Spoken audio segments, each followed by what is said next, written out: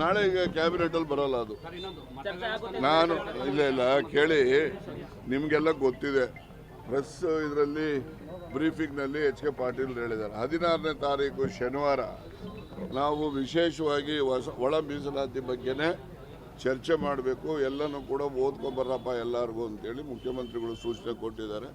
ಅಭಿಪ್ರಾಯ ಸೂಚನೆ ಮಾಡಬೇಕು ಅಂತೇಳಿ 16ನೇ ತಾರೀಕು ಶನಿವಾರ ಮಧ್ಯಾಹ್ನ ಈ ಒಳ ಮೀಸಲಾತಿ ಬಗ್ಗೆನೇ ವಿಶೇಷ ಒಂದೇ ವಿಷಯ ಇಟ್ಕೊಂಡು ಚರ್ಚೆ ಮಾಡ್ತೀವಿ. ಅದರಿಂದ ನಾಳೆ ಏನು ಕ್ಯಾಬಿನೆಟ್ ಇಲ್ಲ, ಸೆಷನ್ ಇದೆ. ಸೆಷನ್ನಲ್ಲಿ ಯಾರ್ಯಾರು ಏನು ಬೇಕಾದ್ರೂ ಸದಸ್ಯರುಗಳು ತಮ್ಮ ಅಭಿಪ್ರಾಯ ವ್ಯಕ್ತಪಡಿಸಲಿಕ್ಕೆ ಸ್ವತಂತ್ರರಿರ್ತಾರೆ.